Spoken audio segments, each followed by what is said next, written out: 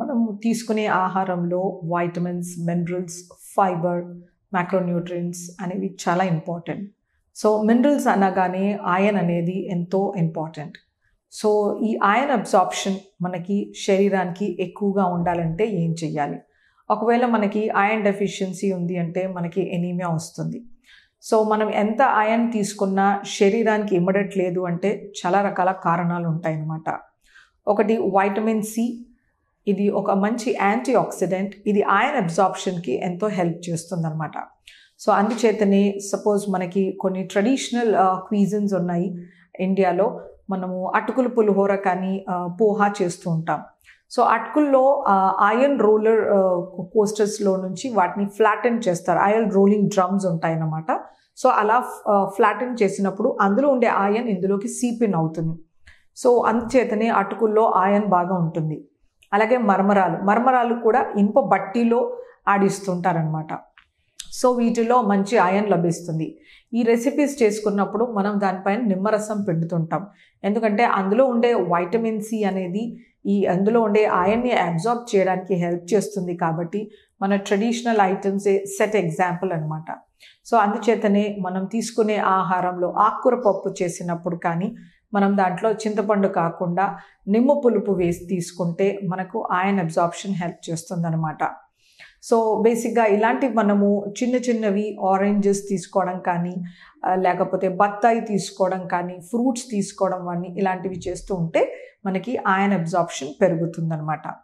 అలాగే మనకి ఐరన్లో 2 రకాలు ఉంటాయి, him iron, non heme iron అని. నాన్ హీమ్ ఐరన్కి అబ్జార్ప్షన్ అనేది చాలా తక్కువ, లెస్ దెన్ 20%, 12%, 2% అలా ఉంటుందన్నమాట. మనం ఆహారంలో ఎంత ఐరన్ తీసుకున్నా దాని బయో అవైలబిలిటీ శరీరానికి ఇమిడేది అనేది చాలా తక్కువ రేషియో అనమాట. అలాగే హీమ్ ఐరన్, ఈ హీమ్ ఐరన్ అనేది ఇవి యానిమల్ సోర్సెస్లో ఉంటుంది. సో ఇది బెటర్ అబ్జార్బ్, అట్లీస్ట్ 35% శరీరానికి అబ్జార్బ్ అవుతుందన్నమాట. సో ఈ నాన్ హీమ్ ఐరన్ అనేది plant based foods. So non heme ఐరన్తో మనము వైటమిన్ సి ఖచ్చితంగా తీసుకోవాలి. అలాగే మనం హీమ్ ఐరన్తో పాటు నాన్ హీమ్ ఐరన్ తీసుకుంటున్నాము, let's say palak chicken, methi chicken or mutton gongura ఇలాంటివి చేసినప్పుడు మనకి నాన్ హీమ్ ఐరన్లో నుంచి కూడా ఐరన్ అనేది బాగా అబ్జార్బ్ అవుతుందన్నమాట. ఎందుకంటే ఆల్రెడీ మనకి ఫ్లెష్లో మనకి ఐరన్ ఉంటుంది, ప్లస్ ఆకుకూరల్లో ఉన్న ఐరన్ వీక్గా అబ్జార్బ్ అవుతుంది. కాబట్టి ఈ కాంబినేషన్ అనేది మనకి అబ్జార్ప్షన్కి హెల్ప్ చేస్తుంది. అలాగే మనకి vitamin A and beta carotene కూడా మనకి ఐరన్ అబ్జార్ప్షన్కి హెల్ప్ చేస్తుందన్నమాట.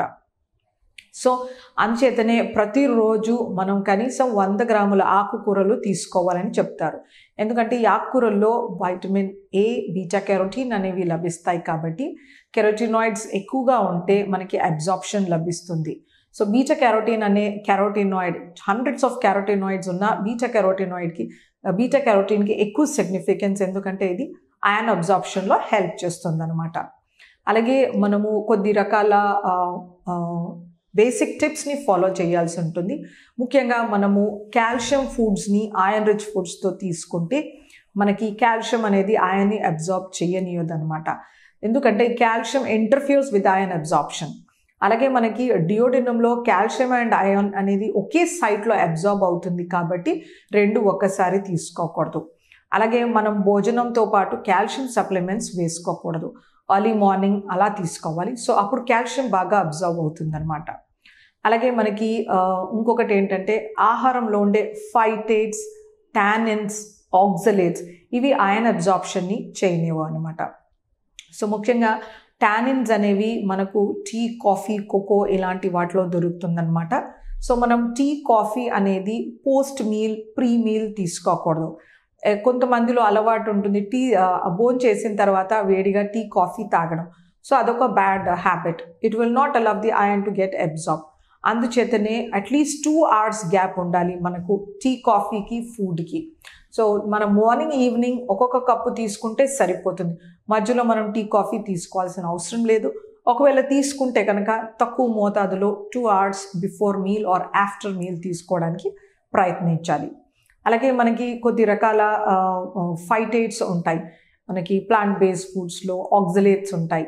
ఇలాంటివి కూడా మనకి ఐరన్ అబ్జార్ప్షన్ కాకుండా చేస్తుంటాయి అన్నమాట. సో అందుచేతనే మనము మిల్లెట్స్ ఉన్నాయి, రాగులు, జొన్నలు, సజ్జలు, వీటిలో ఫైటేట్స్ ఎక్కువగా ఉంటాయి అన్నమాట. అందుకే వీటిని శుభ్రంగా నీళ్ళలో నానబెట్టేసి వార్చి వాడుకుంటే కనుక ఫైటేట్స్ బయటికి వెళ్ళిపోతాయి.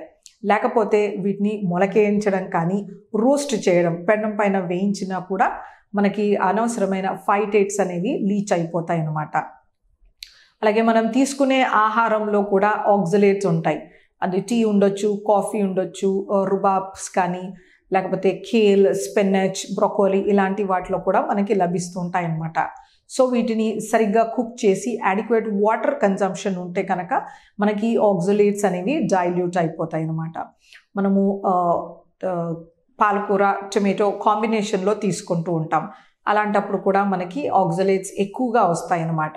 సో సెపరేట్గా టొమాటో కర్రీ కానీ స్పినచ్ కర్రీ కానీ సెపరేట్గా తీసుకోవాలి. రెండు కాంబినేషన్లో కూడా వాడకూడదు. మనకి కాల్షియం ఆక్సలేట్ స్టోన్స్ ఫామ్ అయ్యే ఛాన్సెస్ కూడా ఉంటాయి అన్నమాట. సో ఓవరాల్గా మనము తీసుకునే ఫ్రెష్ ఫ్రూట్స్లో మంచి ఐరన్ లభిస్తుంది. గ్రీన్ లీఫీ వెజిటేబుల్స్లో ఐరన్ బాగా లభిస్తుంది.